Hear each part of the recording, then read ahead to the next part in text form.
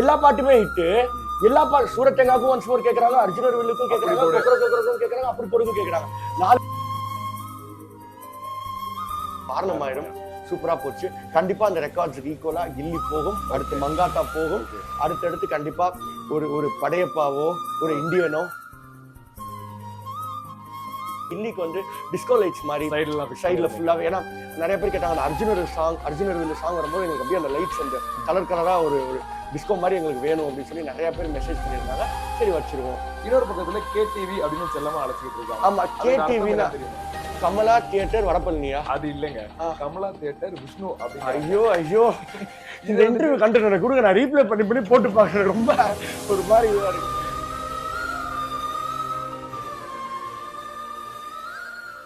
ஹே வணக்கம் my boys and girls. இன்னைக்கு நம்ம எக்ஸ்க்ளூசிவ் இன்டர்வியூல கமலா சினிமாஸோட ஓனர் விஷ்ணு கமல் இருக்காரு. வணக்கம் ப்ரோ. வணக்கம் பிரதர், எப்படி இருக்கீங்க? நல்லா இருக்கேன், நீங்க எப்படி இருக்கீங்க? சூப்பரா இருக்கேன், ரொம்ப எக்ஸைட்டடா ஹாப்பியா இருக்கேன்.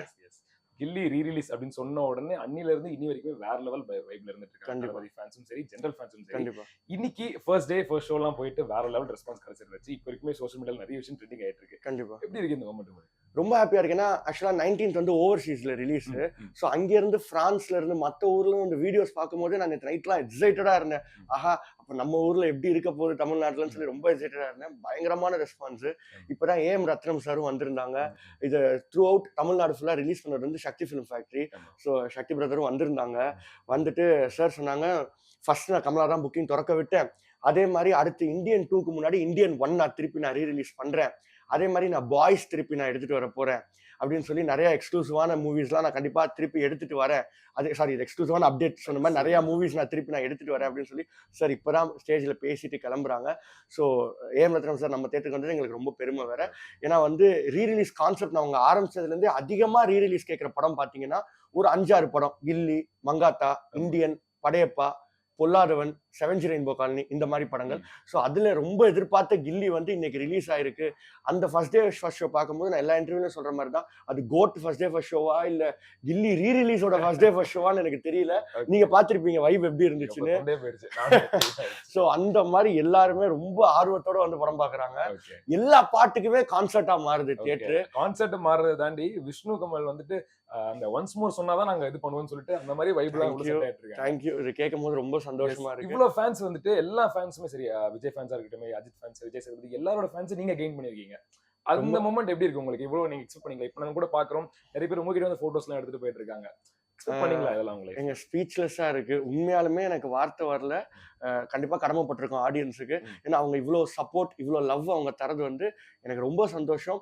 ஏன்னா இப்ப எந்த படம் போறதுக்கு முன்னாடியும் டிஸ்ட்ரிபியூட்டர்ல உங்க தியேட்டருக்கு இப்ப காலேஜ் ஸ்டூடெண்ட்ஸ் நிறைய வராங்க. அந்த யூத் கிரௌட் உங்ககிட்ட இருக்கு, யங்ஸ்டர்ஸ் இங்க நிறைய பேர் வராங்கன்னு சொல்லும் போது நம்மளுக்கு ரொம்ப சந்தோஷமா, ரொம்ப பெருமையா, ரொம்ப ஹாப்பியா இருக்கு. கண்டிப்பா யங்ஸ்டர்ஸ், யூத் ஆடியன்ஸ் எல்லாரையுமே என்டர்டெயின் பண்ற மாதிரி, ஹாப்பி பண்ற மாதிரி என்ன சின்ன சின்ன விஷயங்கள் செய்யணுமோ கண்டிப்பா கமலா தியேட்டரும் நானும் கண்டிப்பா செஞ்சு கொடுப்பேன். கில்லி ரீரிலீஸ் அப்படின்னு சொல்லும்போது புக்கிங் பார்க்கும்போது 20,000 பிளஸ் கிராஸ் ஓவர். கரெக்ட். இந்த விஷயம் எவ்வளவு ஒரு 2024ல ஹையஸ்ட் ப்ரீ புக்ட் மூவி வந்து கில்லி தான் நம்ம கமலால. இன்ஃபேக்ட் நிறைய தியேட்டர்ல அப்படிதான். ரோஹினில கூட ஹையஸ்ட் ப்ரீ புக்ட் வந்து கில்லி தான் சொல்லி ரேவந்த் அண்ணாலாம் ட்வீட் கொடுத்திருந்தாங்க. ஸோ ஒரு ரீரிலீஸ் மூவி இவ்வளோ ஒரு பிரமாதமா போகுதுங்கிறது ரொம்ப சந்தோஷமா இருக்கு. அது மட்டும் இல்லாம தமிழ்நாட்டிலே ஃபர்ஸ்ட் புக்கிங் தொடர்ந்து உங்களுக்கு தெரியும் கமலா தான். நாங்க 2 தியேட்டர்லயுமே 10 ஷோவுமே கில்லி தான் போட்டிருக்கோம். முதல் 6 நாளைக்கு எங்களுக்கு எல்லாமே ஹவுஸ்ஃபுல். அடுத்த சாட்டர்டே சண்டே டிக்கெட் தான் இப்போ வந்து அட்வான்ஸ்ல போய்கிட்டு இருக்கு. ஸோ ரொம்ப ஹாப்பியா இருக்கு. ஓகே, இதெல்லாம் ஒரு பக்கம் இருந்தாலுமே ஃபேன்ஸ்லாம் ஒரு ரெக்வஸ்ட், உங்களோட ஃபேன்ஸ் ஸ்பெஷலா என்ன கேட்கறாங்கன்னா, ஓகே இவ்வளவு ஃபேன்ஸ் நீங்க கெயின் பண்ணிருக்கீங்க, நாங்க வந்து உங்களை ஸ்கிரீன்ல எதிர்பார்க்கலாமா அப்படின்ற ஒரு கேள்வி வச்சிருக்காங்க. இதுக்கு என்ன பதில் சொல்லுவீங்க? யாருக்குதான் அவங்கள ஸ்கிரீன்ல பார்க்க ஆசை இருக்காரு? கண்டிப்பா சொல்லுங்க. மீடியால இருக்க எல்லாருக்குமே ஒரு சின்ன ரோல்ல அவங்க ஃபேஸ் பெரிய ஸ்கிரீன்ல வந்தாலும் அந்த ஆசை எல்லாருக்குமே இருக்கும் கண்டிப்பா. ஸோ எனக்கும் அந்த ஆசை கண்டிப்பா இருக்கு. உங்களுக்கும் இருக்கு. யார் டைரக்ஷன்ல பண்ணணும்ன்ற மாதிரி அவ்வளவு ஆசை இருக்கு. கண்டிப்பா மக்களோட சப்போர்ட் பிளெஸிங்ஸோட ஏதாவது ஒரு சின்ன ரோல் நடந்தா கண்டிப்பா சூப்பர். ஆனா மக்கள் வந்து ஏற்கனவே படம் டைட்டில் எல்லாம் ஃபிக்ஸ் பண்ணிட்டாங்க. அது தெரியுமா உங்களுக்கு? படம் டைட்டில் வந்து ஒன்ஸ் மோர் வைக்கலாம் அப்படிங்கிற மாதிரி வச்சிருக்காங்க. தளபதியோட எப்படி ஒன்ஸ் மோர் படமோ அது மாதிரி விஷ்ணு கமலோட படத்துக்கு ஒன்ஸ் மோர் தான் வைக்க போறோம். தேங்க்யூ அப்படிங்கிற மாதிரி ஒரு பக்கம் சொல்லிட்டு இருக்காங்க. இன்னொரு பக்கத்துல கேடிவி அப்படின்னு செல்லமா அழைச்சிட்டு இருக்காங்க. ஆமா, கேடிவினா தெரியுமா? கமலா தியேட்டர் வடபழனியா? அது இல்லங்க, கமலா தியேட்டர் விஷ்ணு அப்படின்னு. ஐயோ இந்த இன்டர்வியூ கண்டென்ட் கொடுங்க, நான் ரீப்ளே பண்ணி போட்டு பாக்குறேன். ரொம்ப ஒரு மாதிரி இதுவா இருக்கு. தேங்க்யூ. நீங்க சொல்ல ரொம்ப ஹாப்பியா இருக்கு. அதனால நான் என்ன ஒர்க் இருந்தாலும் நம்மளுக்கு இதுதான் முக்கியம். ஸோ யூஸ்வலா ஃபர்ஸ்ட் ஷோக்கு மட்டும் ஒன்ஸ் மோர் போடுவாங்க. இப்போ நான் வந்து ஃபர்ஸ்ட் 2 or 3 டேஸுக்கு அத்தனை ஷோக்கும் 2 ஸ்கிரீன்லயும் நான் பர்சனலா இருந்து கண்டிப்பா நான் ஒன்ஸ் மோர் போடுவேன். கண்டிப்பா ஃபேன்ஸோட ரிக்வெஸ்ட் அப்படியே ஃபுல்ஃபில் பண்ணிட்டே இருக்கீங்க. கண்டிப்பா அதுக்கு தானே நம்ம இருக்கோம். ஏன்னா அவங்க இல்லாம நம்ம இல்ல. நம்ம இன்னைக்கு இருக்கோம்னா அது காரணமே நம்மளோட ஆடியன்ஸ் கொடுத்த சப்போர்ட், மீடியா அண்ட் பிரஸ் கொடுத்த சப்போர்ட். ஸோ அவங்கனால தான் நம்ம இத்தனை வருஷம் நம்ம இருக்கோம். லாஸ்ட்ல வந்து யாரடி நீ மோகினி ரிலீஸ் பண்ணி ஆமா. அதுல வந்து அந்த தண்டர் ரீஎஃபெக்ட் பண்ணும்போது அதெல்லாம் எக்ஸ்பெக்ட் பண்ணிருக்க மாட்டாங்க. அந்த மாதிரி விஷயங்கள் நிறைய பண்ணும்போது ஆடியன்ஸ்க்காக பார்த்து பண்றீங்க. கண்டிப்பா இவ்வளவு பூஸ்ட் கொடுக்கும். நம்ம அந்த பாபா ஆடியன்ஸ் தான் எங்களுக்கு பூஸ்ட். ஒண்ணும் இல்ல. எது பூஸ்ட்னா அவங்களோட விசில் சத்தம், அவங்களோட கைத்தட்டுற சத்தம், அவங்க பின்னாடி ஆபரேட்டர் ரூமை பார்த்து நம்ம கதவை திறந்து வரும்போது அந்த ஒரு உற்சாகமா அவங்க கத்துறது, அதுதான் boost that keeps as going. So அப்படி இருக்கும்போது அந்த யாடினி மூவில அது ஒரு சின்ன ரொம்ப சின்ன ஒரு விஷயம். பட் அது மக்களை எக்ஸைட் பண்ணுது. இப்போ நீங்க சொல்ற அளவுக்கு அது அவ்வளவு பெரிய இதுவாயிருக்குங்கும் போது நமக்கு ரொம்ப சந்தோஷமா இருக்கு. பாபா வராரு லைட்லாம் போடுங்கன்னு பாபா படத்துல பண்ணோம். ஸோ அதை திருப்பி யாடினி மூவில அந்த லைட்டிங் சீன் கிரியேட் பண்ணோம். அப்புறம் சென்னை 28ல வைப் பண்ணணும்னு சொல்லி அந்த பேட் கோபியனை யூஸ் பண்ண பேட் மாதிரி இது பண்ணோம்.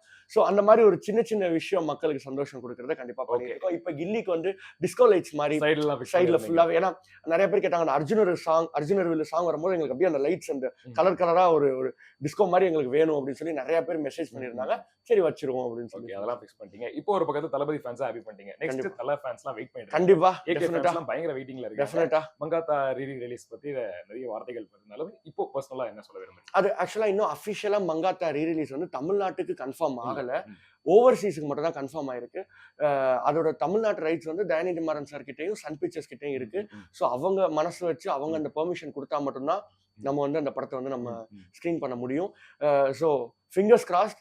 ஒரு ஃபேன் மாதிரி ரொம்ப ஆர்வமா தலைய எஸ்பெஷலி மங்காத்தா படத்தை பிக் ஸ்கிரீன்ல பாக்குறதுக்கு நான் வெயிட் பண்ணிக்கிட்டு இருக்கேன். இப்ப May 1st வந்து இப்ப கன்ஃபார்ம் ஆயிருக்க மூவி வந்து தீனா கன்ஃபார்ம் ஆயிருக்கு. சோ தீனா வெரி சூன் நாங்க புக்கிங்ஸ் ஓபன் பண்ணிடுவோம் கமலால. அடுத்து மங்காத்தாக்கு நான் கண்டிப்பா ரொம்ப ஆர்வமா வெயிட் பண்றேன். அது எப்ப நடந்தாலும் கண்டிப்பா அது நடக்கும். இப்போ வரைக்குமே எக்ஸ்க்ளூசிவா வந்து தீனா மட்டும் தான் கன்ஃபார்ம் ஆயிருக்கு. அதுக்கப்புறமா என்ன பிளான் இல்ல இப்போ வரைக்கும், ஏன்னா இப்ப இன்னும் உங்களுக்கு ஒரு 10 days இருக்கு. இப்போ வரைக்கும் Deena confirm. Okay. And more over ஆடியன்ஸ்ல என்ன சொல்றாங்கன்னா, சில பேர் வந்துட்டு தியேட்டர்ல மிஸ் பண்ண படங்கள் வந்து திருப்பி நான் பார்க்கணும்னு ஆசைப்படுறேன். இப்போ கடைசி விவசாயி மாதிரி படங்கள் வந்துட்டு நான் பார்க்கல. சோ அதெல்லாம் வந்துட்டு விஷ்ணு கமல் வந்துட்டு இந்த கொயரிலாம் ரைஸ் பண்ணா டிக்கெட் க்ளோஸ் பண்ணுவாரா அப்படிங்கிற மாதிரிலாம் இருக்கு. இல்ல கண்டிப்பா மக்கள் அதிகமா ஒரு படத்துக்கு ஓட் பண்ணி எங்களுக்கு இது வேணும்னு கேட்டா கண்டிப்பா நாங்க அனுப்புறோம். ஓகே. அண்ட் மோர் ஓவர் இவ்வளவு விஷயங்கள் பண்றீங்க. இப்போ அடுத்து வந்து கமலா தியேட்டர் வந்து அடுத்த ரெனோவேஷன் ப்ராசஸ்ல இன்னும் இம்ப்ரூவ் பண்றதா பிளான்ல டெஃபினட்டா என்ன மாதிரி எல்லாம் பிளான் பண்ணிருக்கீங்க? இல்ல கண்டிப்பா RGB laser very soon update பண்ணனும். அதுக்கப்புறம் வந்து ஸ்டேடியம் சீட்டிங் மாதிரி நாங்க ரேக் மாதிரி பண்ண போறோம். அது மட்டும் இல்லாம ஸ்கிரீன் 3க்கு பிளானிங் போயிட்டு இருக்கு. சோ மக்களோட சப்போர்ட்டோட கண்டிப்பா அது வரும். ஓகே. இது வரைக்குமே ரீ-ரிலீஸ் பண்ண படங்கள்ல உங்களுக்கு பர்சனலா இந்த படத்தை நான் வேற லெவல்ல என்ஜாய் பண்ணேன் அப்படினா எந்த படம்? இல்ல ஆக்சுவலா நான் அந்த ரீ-ரிலீஸ் ட்ரெண்ட் ஆரம்பிச்சது வந்து 3 படத்துல ஆரம்பிச்சேன். சோ அது எப்பவுமே எனக்கு க்ளோஸ் டு மை ஹார்ட். ஆக்சுவலா வட சென்னையில ஆரம்பிச்சது. பட் இந்த கான்சர்ட் ஃபீல் கொடுத்து மக்களை பாட வச்சு அதிகமா டிக்கெட் வித்தது வந்து 3 படத்துக்கு வந்து நான் அடிக்கடி சொல்ற மாதிரி 2023 ஃபுட்பால் வைஸ் நம்பர் 1 பொசிஷன் கமலால இருக்கிறது வந்து 3 தான். 84,000 டிக்கெட்ஸ் வித்திருந்தோம். வட சென்னை 1 வீக் லியோக்கு 1 வீக் முன்னாடி கேப்ல 21,000 டிக்கெட்ஸ் வித்தோம். அதே மாதிரி 3க்கு ஈக்குவலா அதை தொட்டு போன படம் வந்து வாரணமாயிரம். சூப்பரா போச்சு. கண்டிப்பா அந்த ரெக்கார்ட்ஸ்க்கு ஈக்குவலா கில்லி போகும், அடுத்து மங்காத்தா போகும், அடுத்தடுத்து கண்டிப்பா ஒரு படையப்பாவோ ஒரு இந்தியனோ வந்தா கண்டிப்பா போகும். அடுத்த ரெக்கார்ட் வந்து பிரேக் ஆயிட்டே தான் இருக்கும். ஆமா இது ஒரு ஹெல்த்தியான காம்படிஷன் தானே. இந்த மாதிரி அடுத்தடுத்து படங்கள் ரெக்கார்டை பிரேக் பண்ணிட்டு போறது கண்டிப்பா ஹெல்த்தியான. ஓகே. இதெல்லாம் ஒரு பக்கம் இருந்தாலுமே புது படங்கள் வந்துட்டு ஓடல, ரீ-ரிலீஸ் பண்றதுனால புது படங்கள் ஓட மாட்டேங்குது அப்படின்ற மாதிரி ஒரு விமர்சனம் வந்துட்டு இருக்கு. இதுக்கு என்ன நீங்க பதில் சொல்லுங்க? இல்ல ஆக்சுவலா ரீ-ரிலீஸ்ங்கிறது வந்து ஒரு டெம்பரவரி ஒரு இதுதான் தவிர இது வந்து ஒரு லாங் டேர்ம் தியேட்டரோட ஹெல்த்துக்கு வந்து இது பாசிட்டிவானா எனக்கு அது எப்படின்னு சொல்ல தெரியல. ஏன்னா நவம்பர்ல இருந்து நாங்க ஆரம்பிச்சோம். டெம்பரவரியா ஓகே ஒரு ஷார்ட் டேர்முக்கு ரீ-ரிலீஸை வச்சு மக்களை சந்தோஷப்படலாம், தியேட்டர் ஓனர்ஸுக்கு ஒரு ப்ராஃபிட் வரும்.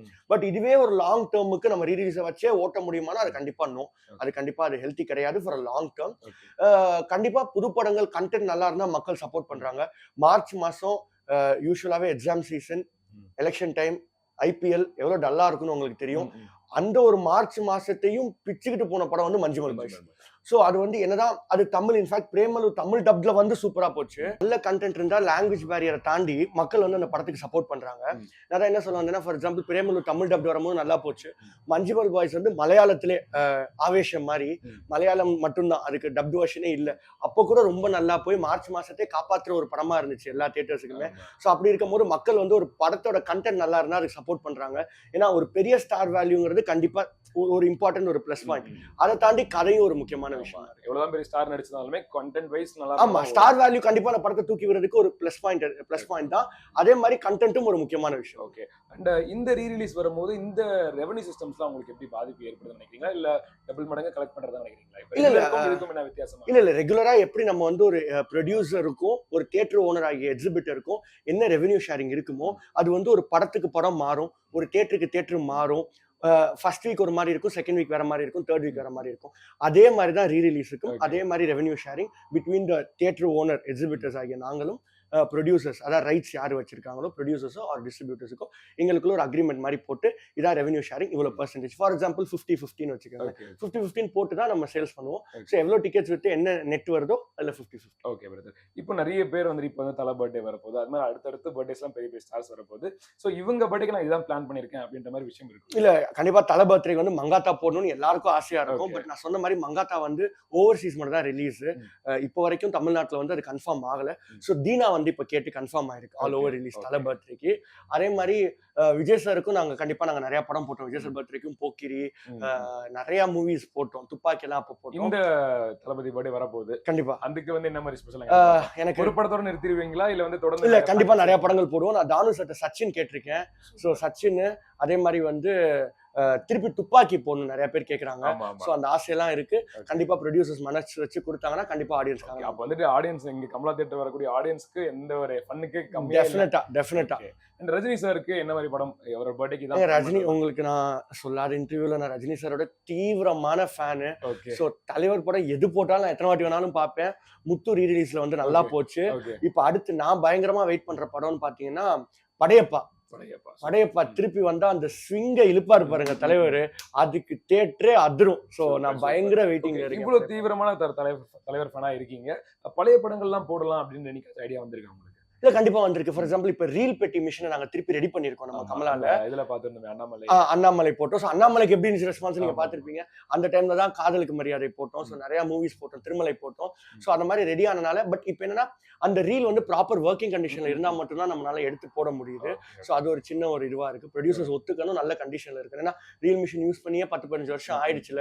ஸோ அந்த ரீல்ஸ் எல்லாம் எடுத்து வாஷ் பண்ணி ப்ராப்பர் ஆர்டர்ல வச்சு நம்ம ரெடி பண்ணி வச்சுக்கணும். ஸோ அது இருந்தா கண்டிப்பா பழைய படங்கள் ரஜினி சார் மூவிஸ் படையப்பா, முத்து, அண்ணாமலை, முள்ளும் மலரும், எஜமான், மூன்று முகம் லைனா எந்த படமா இருந்தாலும் கண்டிப்பா சூப்பரா போகும். சோ கண்டிப்பா ஒண்ணுனா கண்டிப்பா பிளான். ஓகே. அண்ட் ஃபைனலா நாங்க இப்போ இவ்வளவு நேரம் பாத்துக்கிட்டு இருக்கோம், ஆடியன்ஸ் எல்லாமே கத்தி எனக்குமே நான் உள்ள இருக்க பார்க்கும்போது அவ்வளவு என்ஜாய் பண்ணிட்டு இருந்தாங்க. நீங்க எப்படி ஒரே ஆளா இருந்துட்டு அங்கிருந்து போறீங்க, கீழே வரீங்க, திருப்பி ஒன்ஸ் மோர் போடுறீங்க, இது வந்து ஒரு மாதிரி ப்ரெஷரா இருந்தாலுமே ஆடியன்ஸ் சைட்ல பார்க்கும்போது உங்களுக்கு பிடிச்ச வேலையை செஞ்சீங்கன்னா அது ஒர்க் மாதிரியே தெரியாதுல்ல, ப்ரெஷர் மாதிரியே இருக்காதுல்ல. ஐ லவ் சினிமாங்க. நான் காலேஜ்ல பண்ணதும் விஷுவல் கம்யூனிகேஷன் தான் படிச்சேன். ஸோ வீட்டுல பிறந்ததுல இருந்தே நான் சொல்ற மாதிரி சினிமா பத்தியே தான் பேசினாங்க. ஸோ இந்த இதில் தான் நம்ம வளர்ந்துருக்கோம். எனக்கு இது ரொம்ப பிடிக்கும். ஸோ நீங்க சொல்ற மாதிரி ஒரு ப்ரெஷரோ ஒர்க்கோ எனக்கு தெரியவே இல்லை. கீழ்த்தட்டுல போட்டு மேல ஓடி போய் போறதா இருக்கட்டும், வரதா இருக்கட்டும், அது ரொம்ப பிடிச்சி ரொம்ப விரும்பி ரொம்ப லவ் பண்ணி நான் செய்வேன். ஒன்ஸ் மோர்னு கத்துறாங்கல்ல ஆடியன்ஸ் எல்லாம் திரும்பும் போது சில பாட்டுல நம்மளால போட முடியாது டைம் டியூரேஷன். ஆமா, பிகாஸ் இப்ப ஃபார் எக்ஸாம்பிள் கில்லி எக்ஸாம்பிள் நீங்க எடுத்துக்காங்களேன், எல்லா பாட்டுமே ஹிட்டு. எல்லா பாட்டு சூரத்தேங்காக்கும் ஒன்ஸ் மோர் கேக்குறாங்க, அர்ஜுனர் வில்லுக்கும் கேக்குறாங்க, கொக்கரக்கும் கேக்குறாங்க, அப்படி போடுக்கும் கேக்குறாங்க. 4 பாட்டு நான் ஒன்ஸ் மோர் போட்டேன்னா எனக்கு 25 மினிட்ஸ் 30 மினிட்ஸ் ஆயிடுச்சுன்னா எனக்கு 4 ஷோக்கு அதுவே ஒரு 2.5 மணி நேரம் ஆயிடும். சோ ஏதாவது ஒரு பாட்டு தான் போடுவோம். சோ ஒரு ஷோல கொக்கரக்கோ, அடுத்த ஷோல அப்படி போடு அப்படி. கண்டிப்பா எல்லா பாட்டு முடிஞ்சா மக்கள் தலை இங்க திரும்புது. சோ ஒரு பாட்டுக்கு தான் போட முடியும். சோ நைட் ஷோவா இருந்தா 2 பாட்டு கண்டிப்பா. கில்லி ரிலீஸ் அப்போ ஃபர்ஸ்ட் ரிலீஸ் ஆச்சு அப்ப நீங்க என்ன பண்ணீங்க? அப்ப நான் 2001ல தான் பிறந்தேன். 2002 அந்த டைம் 1 எண்ட்ல. அப்படியே சூப்பர். நான் 2001 டிசம்பர்ல தான் பிறந்தேன். சோ நான் அது சின்ன இது.